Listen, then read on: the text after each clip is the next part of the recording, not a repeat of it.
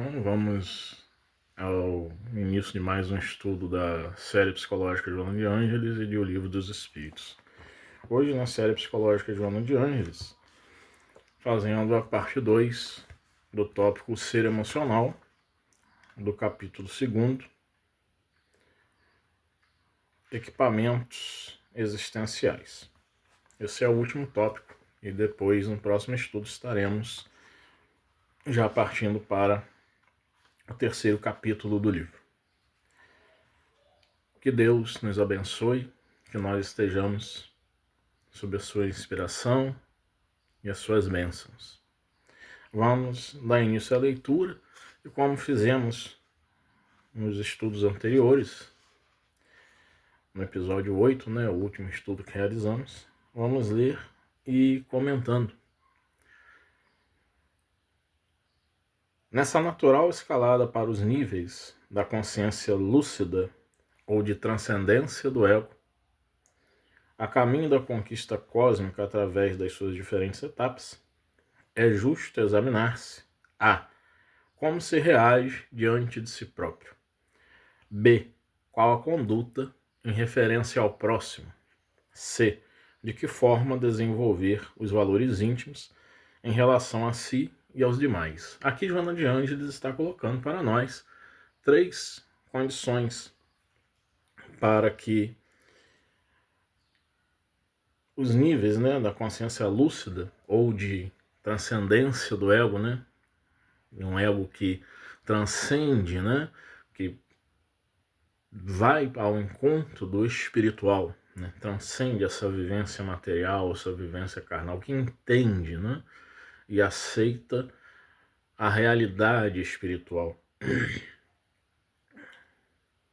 E ela diz que aí há 3 coisas que nós devemos estar observando em nós e que vão fazer essa transcendência do ego, que vão nos deixar em consciência lúcida, isto é, despertos. Como nós reagimos diante de nós mesmos? Qual a nossa conduta, com relação ao próximo?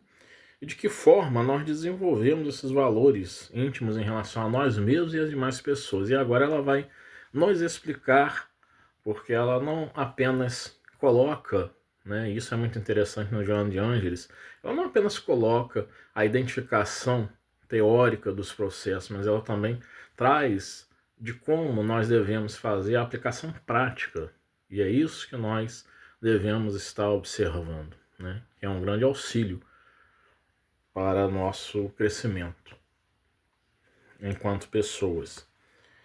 No primeiro caso, o como se reage diante de si próprio, no primeiro caso torna-se essencial a análise cuidadosa a respeito das reações emocionais diante dos desafios: cólera, ciúme, mágoa, revide, ódio, inveja, que decorrem do primitivismo moral do ser, ainda aferrado a complexos de inferioridade, de superioridade e aturdido por conflitos que remanescem da consciência de culpa. O trabalho por libertar-se desses verdadeiros verdugos do eu superior torna-se imprescindível ao desenvolvimento da emoção, ao seu engrandecimento, para estabelecer e seguir as linhas de manifestação equilibrada. Então a Joana ela coloca que nós devemos realizarmos essa análise cuidadosa quanto às nossas reações emocionais. Se estou colérico, se estou irado, se a raiva está presente em mim, como eu estou reagindo? Então estou pensando não no outro, no primeiro momento eu penso em mim mesmo. Como eu estou reagindo? Essa raiva, ela me domina? Eu consigo controlar as reações no meu comportamento que essa raiva me traz? Ou eu não tenho esse controle?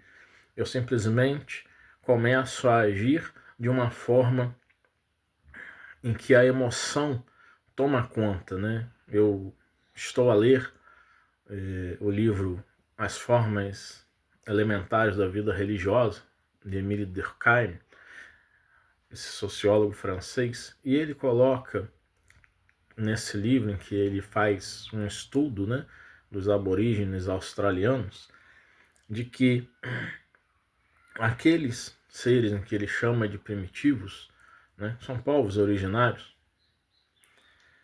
eles não têm um controle, né? Quando algo está para lhes trazer alegria, a euforia deles é imensa e eles saem pulando, saltando. Do mesmo modo, quando há algo que lhes promove raiva, eles gritam, eles brandem, eles se mordem, eles saltam, eles ficam correndo de um lado para o outro, né? E num estado realmente de desespero. Como nós, interiormente, mesmo exteriormente, como estão as nossas reações diante de um momento em que nós possamos estar coléricos, né? Quando nós estamos com ciúme, como nós reagimos, né? Será que nós ofendemos a pessoa que está ao nosso lado? Será que nós causamos determinados desconfortos, né, com determinadas falas? De repente, atacamos aquela pessoa que está causando essa emoção em nós, ciúme. Quando estamos magoados, né, a mágoa traz esse ressentimento, né, essa questão do sentir de novo, né, ficarmos remoendo determinada ofensa, determinado, né, palavra que possa nos ter sido dito que nós não gostamos. Como que nós estamos fazendo com isso? Nós estamos revidando, estamos querendo nos vingar, né? Como que está a nossa inveja, né? Será que nós estamos tendo, como na definição de São Tomás de Aquino, a inveja é a nossa tristeza pela felicidade alheia, né? É diferente de cobiça. Como que nós estamos agindo com isso? Por que essa inveja vem, né? E a Joana diz que isso decorre do primitivismo moral do ser, o que nos lembra, né, que quando nós, enquanto seres emocionais, como diz a Joana de Ângeles, estamos nesse trânsito, né, no primarismo, na sensação e na razão, e isso passa pela emoção, né? E quando a gente chega à razão, é que nós temos toda a possibilidade de fazermos essa investigação, essa análise cuidadosa e que vai nos dar também a medida se nós estamos agindo dessa forma porque estamos nos sentindo inferiores, estamos nos sentindo superiores, os complexos de inferioridade e de superioridade, e também a nossa consciência de culpa, né? Quantos de nós não temos essa consciência de culpa em algum momento de nossas vidas, ou estamos carregando ainda uma culpa por alguma palavra ou algum ato que fizemos, né, em um passado não muito distante, né? Porque estamos a falar dessa vida, né? Nesse momento estamos a falar de nós enquanto seres emocionais, né? E esse trabalho é imprescindível porque quando nós fazemos essa análise, nós começamos a identificar isso, nós começamos a fazer o esforço para mudarmos o comportamento. Isso é muito importante. Quando nós fazemos esse esforço de mudarmos o nosso comportamento, e aí é que nós vamos dominando esses verdugos, né? Esses vilões que não permitem que o eu superior, que o espírito, com toda a sua qualidade de criação divina, né? Uma centelha divina, irradia essas qualidades realmente. E aí, se nós não fizermos essa análise, não temos como desenvolvermos, né, a emoção e as nossas reações quando determinadas emoções, como as que citamos, surgem, e muito menos nos engrandecermos, progredirmos, né, e termos aí uma manifestação, né, enquanto seres espirituais reencarnados em corpos humanos, termos manifestações equilibradas. No segundo caso, né, que a nossa conduta com referência ao próximo, né? Diz ela, no segundo caso, as reações diante do próximo serão resultado do hábito de como enfrentar situações inesperadas, fenômenos novos, jogos psicológicos desconhecidos, para que os conflitos não se expressem em forma de retraimento, suspeita, narcisismo, aparência de conhecedor de toda a verdade, medo, loquacidade, presunção instigante. A insegurança pessoal responde pelo descontrole da emoção na conduta do relacionamento com outras pessoas.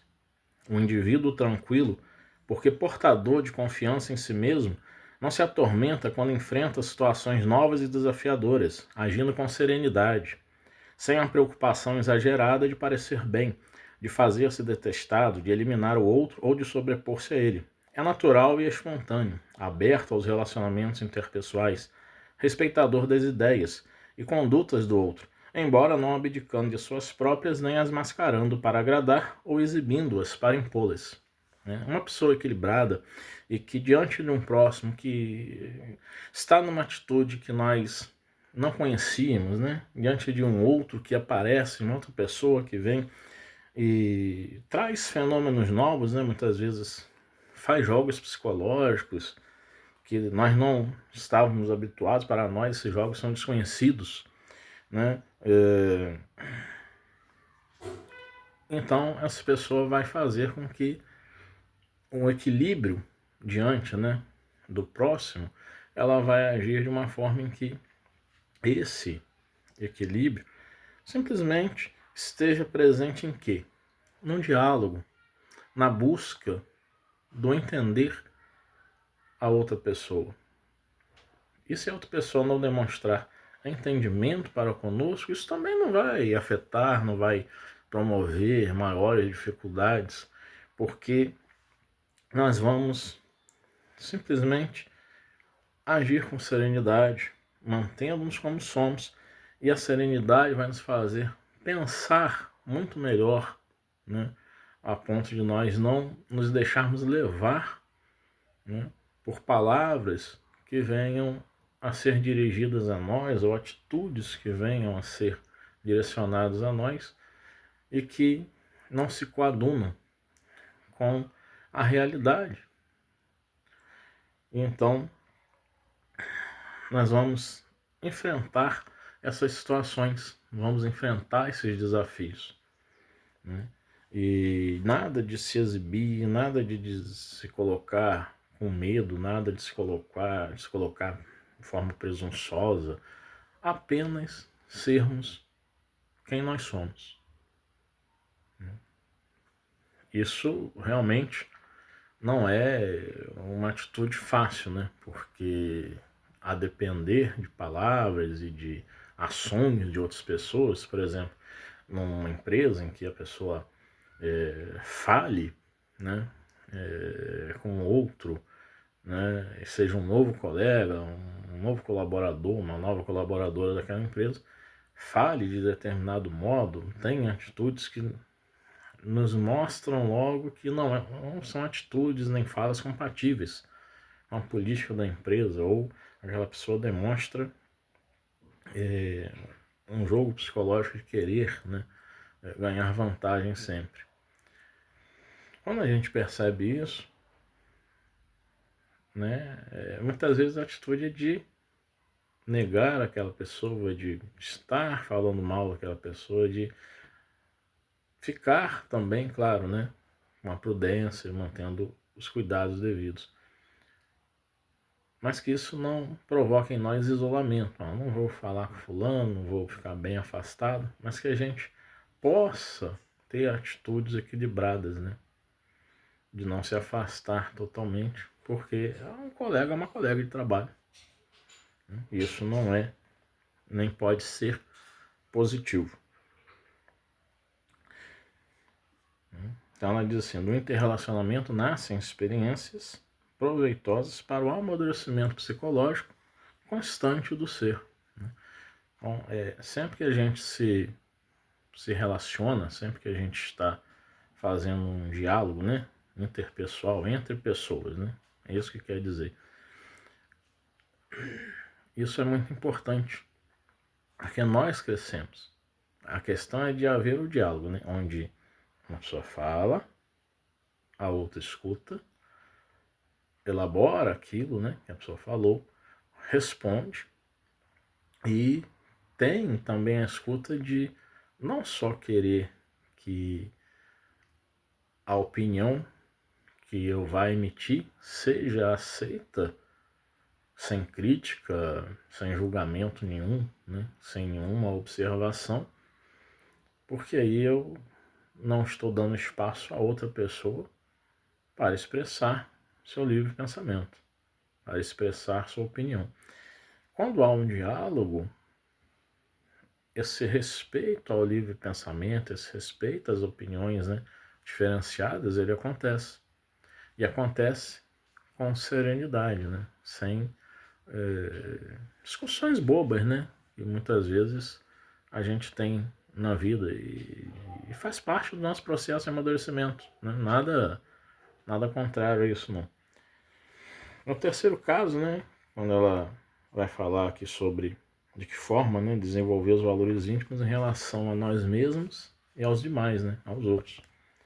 Ela diz assim: no terceiro caso, faz-se doador, livre de exigências, sem paixões dissolventes, vinculando-se e amando, ou liberando-se sem ressentimentos, constatando, porém, que em todo relacionamento há sempre uma bela aquisição de vida pela empatia que provoca, pelas expectativas que desperta, pela convivência enriquecedora. Avançando no equilíbrio da emoção, o encantamento da existência física libera-o da queixa, das frustrações, dos tormentos, que são resquícios do período egoístico ultrapassado, para viver as excelências de cada momento novo e de todas as horas por vindouras, sem angústias pelo ontem, nem ansiedades pelo amanhã. Quer dizer, viver o agora, né? Tem até um livro, acho que é de um, não sei se é de um psicólogo, agora eu não me lembro bem, ou de um mestre espiritual, né? O nome do livro é O Poder do Agora, né? Então se fala muito de, eu acho que é do Eckhart Tolle, é um mestre espiritual, e ele fala desse poder do agora, né? De nós vivermos, né, o momento, então ficarmos com foco, né? Se estou vivendo uma situação agora, é nessa situação que eu devo focar. Ou eu vou estar fazendo algo, pensando, né, no que será feito amanhã, ou incomodado com o que eu fiz ou não fiz ontem, no sentido de passado e futuro aí, né, que a gente está falando.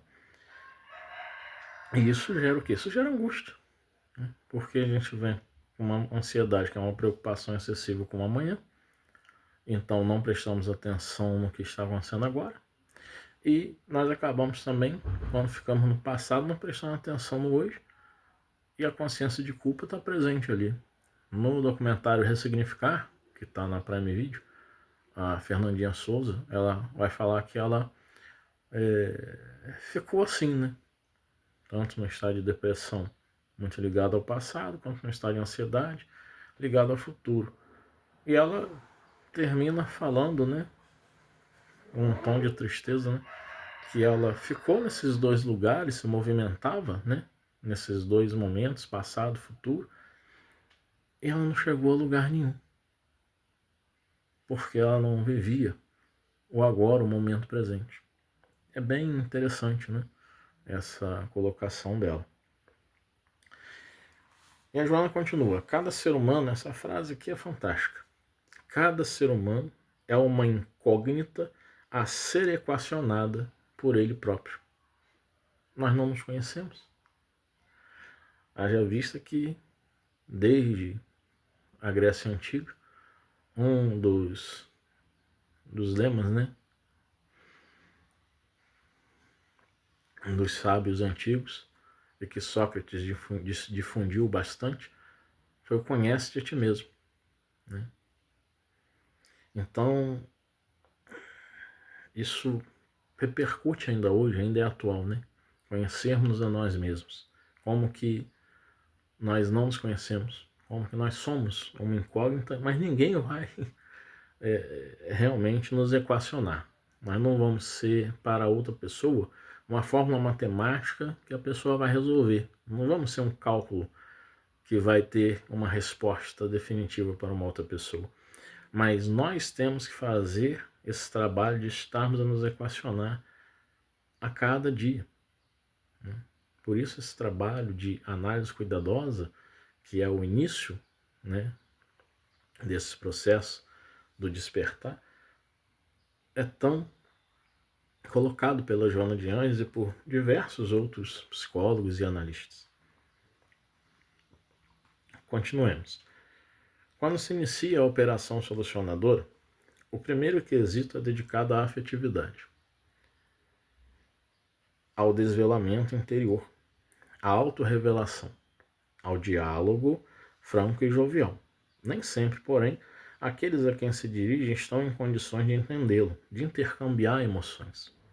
Não raro, o interlocutor se alegra ao conhecer as dificuldades do seu confidente, desrespeita-lhe a confiança, divulgando as informações que lhe foram reveladas, ou nele provoca, por imaturidade, como por insânia, conflitos desnecessários, perturbadores.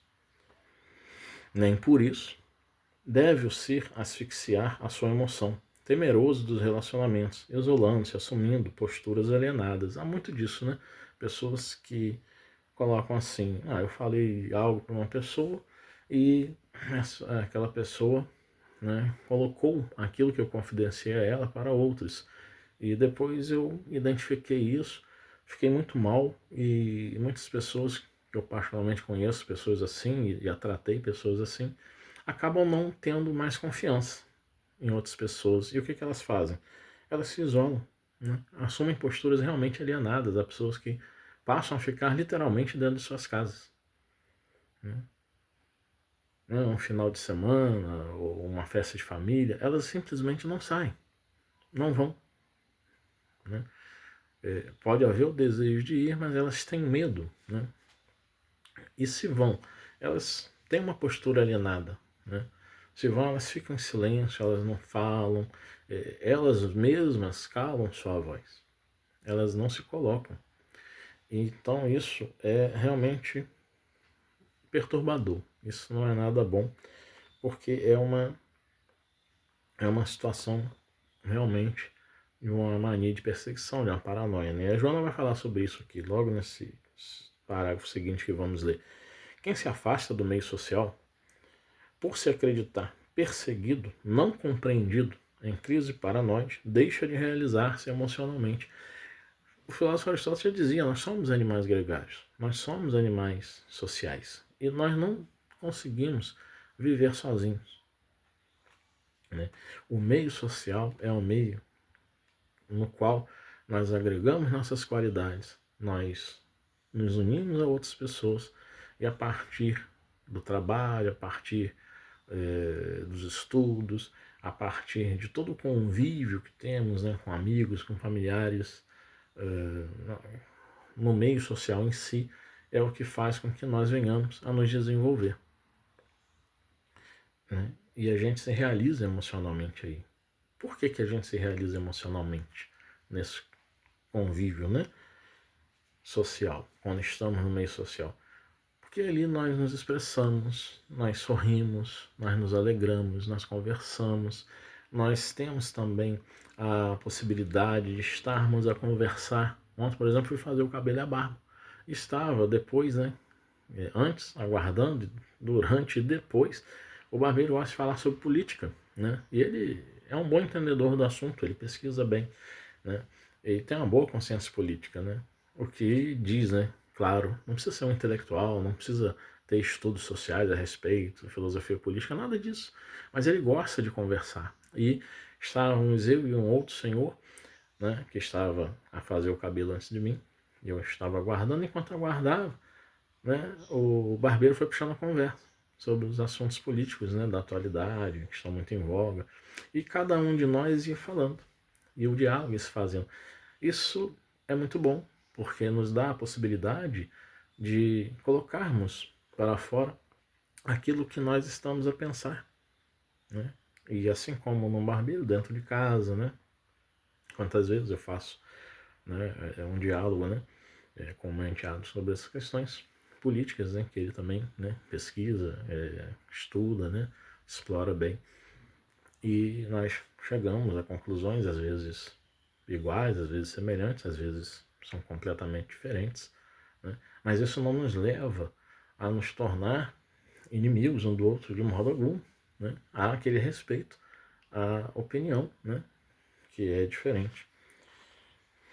E ela vai dizer assim: o desenvolvimento da emoção é imperativo da reencarnação do espírito, que se aprimora etapa a etapa no processo da evolução, passando pelas sucessivas experiências carnais. Cumpre desse modo ao homem e à mulher, seres essencialmente emocionais, a canalização dessa força dinâmica para a autossuperação, constatando que ninguém, em fase normal do desenvolvimento, passa sem vivenciar o alto potencial da emoção. Então, o passar pela emoção, esse desenvolvimento, é imperativo da reencarnação, porque é a partir do movimento, né, das emoções e de como nós reagimos diante delas, que nós vamos realizando o processo que é o de progresso espiritual que devemos estarmos realizando e que tem tudo a ver com progresso e realização pessoal também, né? E aí ela termina: cumpre desse modo ao homem e à mulher, seres essencialmente emocionais, a canalização dessa força dinâmica para a autossuperação. Canalizar a emoção para a autossuperação, né? Constatando que ninguém, em fase normal do desenvolvimento, passa sem vivenciar o alto potencial da emoção. Então, todas as emoções que nós vivenciamos, né, nos dois tipos maiores de emoções, na emoção choque, que é caracterizada por um curto período relacionada a um imprevisto, e aquela emoção sentimento, que é caracterizada por períodos duradouros e intensos, designados apenas por sentimento, né? No estudo anterior a este, nós explicamos bem sobre isso, né? Então, aquela emoção que vem e fica, né? Que é duradoura, que pode virar aí a mágoa, né? E nós ficarmos aí ressentidos, né? Sentindo de novo e de novo, né? É essencial que nós venhamos a passar por elas, a fim de que o nosso desenvolvimento verdadeiramente se faça. E nós, assim, venhamos a crescer e da sensação nós venhamos, né, a alcançar a razão, mas para alcançarmos a razão, a gente passa pela emoção, que faz com que a razão venha a pensar, a raciocinar sobre a emoção, e daí nós termos estratégias e comportamentos mais adequados possíveis, né? Que esse estudo possa, né, nos levar a reflexões. E agora vamos ao estudo de O Livro dos Espíritos, né, que nós vamos aqui estar estudando. Cadê? Eu acho que eu me perdi. Ah, não, achei. Nós vamos estar estudando, né, a parte terceira, o capítulo 6º, né, da Lei de Destruição. Hoje vamos estudar guerras, né? Pergunta 742 a 745. Vamos lá. Guerras, 742. Que é o que impele o homem à guerra? Predominância da natureza animal sobre a natureza espiritual e transbordamento das paixões. No estado de barbaria, os povos um só direito conhecem, o do mais forte. Por isso é que, para tais povos, o de guerra é um estado normal. À medida que o homem progride, menos frequente se torna a guerra, porque ele lhe envia as causas, fazendo-a com humanidade. Ele lhe evita as causas, fazendo-a com humanidade, quando a sente necessária. Essa resposta, ela, claro, ela vai nos levar a muitas e muitas reflexões, certo? Por quê? Porque se o que impede o homem à guerra é a predominância da natureza animal sobre a natureza espiritual e transbordamento das paixões, nós precisamos pensar, então, que se somos seres espirituais, vivendo em um corpo carnal, vivendo uma experiência carnal, e esse corpo carnal, ele é um corpo animal, qual a natureza, né, nossa? Ela é a natureza corpórea ou ela é a natureza espiritual? Mas aqui nós estamos colocando uma dicotomia e nós não gostamos de tratar assim, né? E sim de uma forma holística, né? Não fazendo uma separação corpo-espírito, apesar de haver, né, dentro do espiritismo uma proposta cartesiana essa separação, né? E mas enquanto um ser espiritual vivendo uma experiência no corpo de carne, o que realmente manda nesse corpo de carne? A gente lembra de Jesus quando fala assim, o espírito está preparado, a carne, porém, é fraca. Muita gente sempre fala, a carne é fraca, mas se esquece que Jesus colocou, o espírito está preparado. Então, se o espírito está preparado, é ele que vai dominar. E se ele não domina, porque ele ainda não está preparado, ele ainda não está amadurecido, né? E aí, essa natureza animal, nessa falta de amadurecimento, realmente vem a transbordar nas paixões e a promover guerras, né? E é interessante isso, porque o nosso colega, né, de grupo, né, um amigo, né, um irmão em Cristo, Carlos Emanuel, num estudo que fizemos presencialmente sobre esse tópico, ele lembrou, né, de uma matéria que está no site deviante.com.br, que é a Guerra dos Chimpanzés de Gombe, o conflito animal que mudou nosso entendimento sobre violência. E nessa matéria, né, vem falando de como esses chimpanzés eles fazem as guerras, né? E realmente ali é o mais forte, né? Que é o macho alfa, é que comanda. E ele não fica sozinho. Ele tem a hierarquia. Tem o número 1, número 2, número 3, número 4, número 5, número 6 e assim sucessivamente. E eles planejam realmente, né, expandir seus territórios. Eles também se defendem de outros grupos de chimpanzés que querem, né, tomar os territórios deles, fazem demonstrações entre eles, né, de força, né? Olha só, aí a questão de que predomina, né, um direito, né, que se conhece lá, o do mais forte. Então, para um povo que enxerga dessa forma e que está muito próximo aí, né, dos nossos irmãos chimpanzés, né, o estado de guerra passa a ser um estado normal. E isso é muito triste, isso é infeliz, né? E é interessante que eles colocam, à medida que o homem progride, menos frequente se torna a guerra, porque ele evita as causas, fazendo-a com a humanidade quando a sente necessário. Nós vemos as nações progredindo e evitando a guerra. Agora, nós também temos que pensar nas várias outras guerras que existem, né? Que existe a guerra, né, que é a guerra física em si mesmo, né? Nós tivemos, por exemplo, no mundo bipolar, né, a Guerra Fria. Nós temos as guerras econômicas e comerciais, nós temos as guerras híbridas, nós temos as guerras cibernéticas, né, barra eletrônicas. Então nós temos diversos tipos de guerras.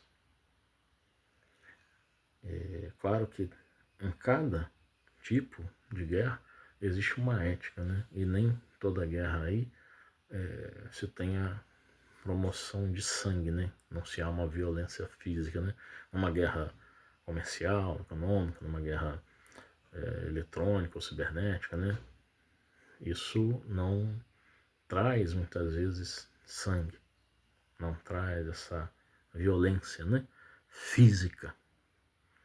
Porém, ela traz dificuldades, né, para um povo, né? Uma guerra comercial, por exemplo, quando um povo é taxado, né, com diversas tarifas, isso começa a fazer com que aquele povo que foi taxado por um de poder econômico maior venha a sofrer, né, em sua qualidade de vida, em seu poder de compra, né, em suas possibilidades. Numa guerra eletrônica, né, se um país ataca outro, né, ou se dentro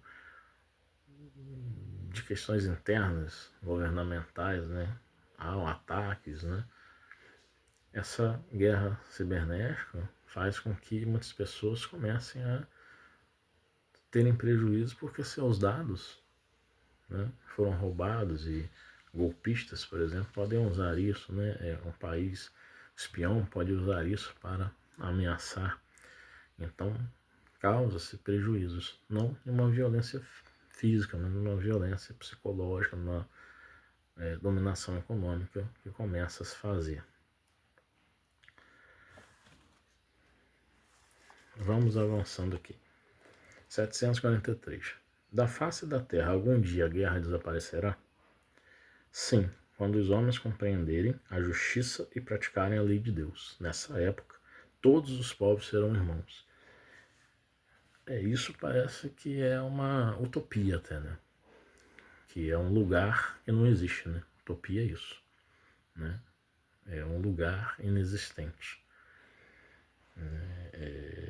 Como falamos no estudo anterior, né? Nós temos muito aquela ideia milenarista, né? Aquela ideia de que algo vai acontecer e a regeneração da Terra vai ocorrer e dentro de algum tempo nós vamos estar aí todos de mãos dadas, solidários, mas nós precisamos ser realistas e entender que até hoje isso não aconteceu e que se vier a ocorrer não é agora. Não estamos neste momento. Não há essa compreensão, né, de os homens todos na Terra, né, a espécie humana, compreender a justiça e praticar a lei de Deus. Né? E há aqueles povos, né, que têm uma lei de Deus que eles colocam que são leis terríveis, né, terríficas. São leis que realmente atacam aqueles que não se colocam como fiéis às suas crenças. Então, não estamos nesse momento mesmo. 744. Que objetivou a providência tornando necessária a guerra? Resposta: a liberdade e o progresso. Letra A. Desde que a guerra deve ter por efeito produzir o advento da liberdade, como pode frequentemente ter por objetivo e resultado a escravização? Resposta: escravização temporária, para esmagar os povos, a fim de fazê-los progredir mais depressa. Essa pergunta aqui, ela traz-nos, né, aquele pensamento, né? Como assim a providência objetivou, né, uma guerra, né, como necessária? Deus realmente objetiva que se tenha guerras, né, no planeta Terra, né? Isso não tem lógica, né? A liberdade e o progresso, né? Mas como se ter liberdade e progresso a partir de uma guerra? Nós pensamos, e no grupo, quando fizemos esse estudo de forma presencial, nós pensamos, por exemplo, no Japão, após a Segunda Guerra Mundial, e que ele teve, né, uma boa progressão, um bom desenvolvimento. Mas a partir da Segunda Guerra Mundial se teve esse bom desenvolvimento e se teve lá dentro, né, do país, Japão, todo um processo de liberdade. E a gente se perguntou, a que preço? A que preço? E o preço foi, por exemplo, da bomba atômica, né, que estourou em Hiroshima e Nagasaki, que levou o Vinícius de Moraes, né, a escrever o belo poema Rosa de Hiroshima, né, depois interpretado muito bem na voz do Ney Matogrosso. E que poema tocante é aquele. Mas a esse preço. E a gente se pergunta, a providência objetivou essa necessidade para que o povo japonês viesse a ter liberdade e progresso? A esse preço? Isso é justiça, realmente?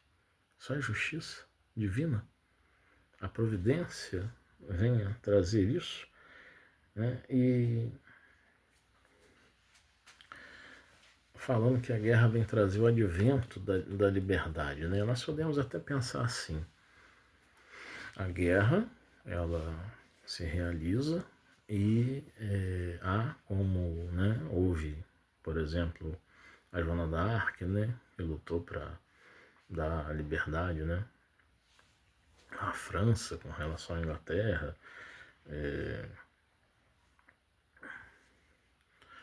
né, os Estados Unidos e a Rússia na Segunda Guerra Mundial, no sentido de os Estados Unidos dar o golpe de misericórdia com a bomba atômica, né, sobre Hiroshima e Nagasaki no Japão, e a Rússia, né, partir do seu inverno rigorosíssimo, né, atraindo soldados alemães para lá e então dando fim à Segunda Guerra Mundial, então libertando, né, o mundo daquela opressão do nazismo e libertando a própria Alemanha, né, dessa história tão triste que esse país carrega, né? Nós podemos pensar numa guerra nesse sentido, mas nem é a guerra em si, aí é o vencer uma guerra, né? O vencer uma guerra que foi colocada, como no exemplo da Segunda Guerra Mundial, simplesmente num delírio, né, de um ser humano como Adolf Hitler, que queria chefiar o mundo e queria manter somente uma única raça, numa ideia até hoje anticientífica, né? Raça é um conceito social, não é uma definição científica, né? Então, eu particularmente não vejo possibilidade nenhuma de explicar a providência, né, divina, Deus, colocando guerra como uma necessidade. 745. O que se deve pensar daquele que suscita guerra para proveito seu? Resposta: grande culpado é esse, e muitas existências lhe serão necessárias para expiar todos os assassinos de que haja sido causa, porquanto responderá por todos os homens cuja morte tenha causado, para satisfazer a sua ambição. E é aí que nós vemos, né, na 745, que é o homem que suscita a guerra. Né? Ontem uma irmã, né, Ana Cristina, ela, após ela ter ouvido, né, a mensagem do Diego, eu reouço depois, que eu não me lembro imediatamente ali, e aí ele fala, né, depois reouvindo a mensagem, sobre as questões, e eu entendi melhor a pergunta dela. Ele fala sobre as questões, ele fala sobre fé, e ele fala das questões de crianças, né, que na guerra sofrem bastante, e que Deus está presente ali naquela pessoa que tem aquele olhar amoroso, aquele olhar de cuidado para com aquela criança. Né? Que ali, né, aquele amor que aquela pessoa expressa, está Deus, né, manifestado. E aí ela me fez a pergunta, e essas crianças que morrem nessas guerras, Leonardo, são crianças que estão vivendo ali um processo de uma desencarnação coletiva, um resgate coletivo, E eu coloquei assim, pensando rapidamente, né? Se as crianças, por exemplo, na guerra, né, entre Israel e Palestina, estão ali a sofrer, né? E isso já não é de hoje, né? Vira e mexe, esses atentados terroristas, essas guerras estão acontecendo. Não dá para nós formularmos uma ideia simplista de uma explicação de resgate coletivo, né? Não dá para nós espíritas termos somente esse tipo de pensamento. O que nós também devemos refletir é que há aquela pessoa, como diz a pergunta 745, que se deve pensar daquele que suscita guerra para proveito seu. Então há aquela pessoa que suscita guerra para seu próprio proveito, e é o que os espíritos superiores colocam. As duas chagas da humanidade, o egoísmo e o orgulho. Essas são as duas chagas da humanidade.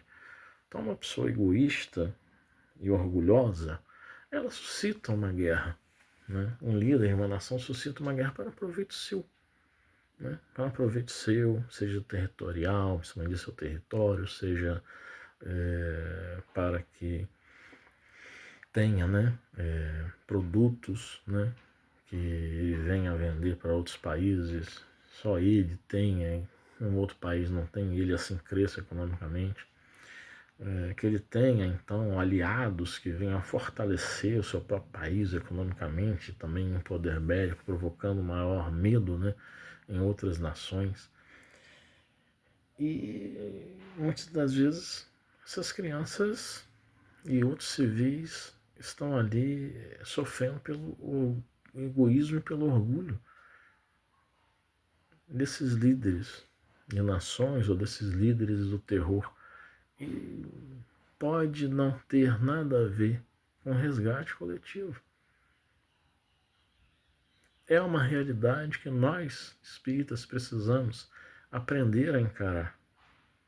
Porque assim nós raciocinamos melhor, nós temos uma estrutura de pensamento enquanto espíritas que ela não deve ser uma estrutura de um pensamento mágico, de um pensamento que sempre leve uma questão de considerar a lei de causa e efeito como fruto somente de resgates reencarnatórios, mas lei de causa e efeito como o seguinte: se um ser humano, um líder terrorista, um líder de alguma nação, suscita uma guerra para proveito próprio, a causa da guerra, né, é o egoísmo, o orgulho dele, e os efeitos vão recair sobre a população. Né? Então nós temos também que ampliarmos essa nossa ideia. Eu nunca esqueço de diálogo que tive com José Raul Teixeira, em que ele colocou, e também em palestras ele deixou bem claro sobre isso, de que nós não temos de ter esse pensamento mágico da reencarnação explicar tudo. Pode explicar bastante coisa e explica. Quando nós estudamos a fundo, quando nós lemos as pesquisas, né, de cientistas a respeito, mas nós não podemos esquecer que também a economia, as ciências sociais, antropologia, sociologia, história e geografia, que a biologia, que as ciências psicológicas, a psiquiatria, a psicologia, a neuropsicologia, né, a psicanálise, também explicam muitas questões. E aí nós ampliamos nossos horizontes de pensamento, nossas possibilidades explicativas, e não deixamos nosso pensamento colonizado somente para um tipo de explicação. Né? E eu uso esse termo aqui, colonizado, de forma proposital, né? Lembrando, né, por exemplo, nos estudos das ciências sociais, da questão de que quando nós somos, né, quando um povo foi colonizado por outro povo, aquela mente, né, do povo colonizado, em que se insere ali, né, todo o processo daquele país colonizador, né? Retirando muitas vezes a identidade, né? Daqueles cidadãos que passam a viver suas culturas, né, dentro das propostas do colonizador. E a sua própria cultura, ela, ou em alguns aspectos, ela não mais existe, ou simplesmente há todo um processo, né, de mistura entre culturas, né? E aquela identidade, ela fica sincretizada com uma outra cultura, né? Já se faz um processo de aculturação, né? Numa linguagem antropológica. E vamos, né? Assim, com essas reflexões, encerrando, né? Esse estudo, né? Esses estudos. E no outro momento seguiremos então para o tópico crueldade, né? Dessa parte terceira de O Livro dos Espíritos, da Lei de Destruição. Que o Senhor Deus nos abençoe, que nós estejamos, né, recebendo a cada dia as inspirações para que os nossos estudos estejam cada vez com esses olhares mais ampliados, né, verdadeiramente seguindo pela proposta da doutrina espírita, que é até mesmo uma proposta cartesiana de seguirmos por uma dúvida metódica. Que Deus nos abençoe.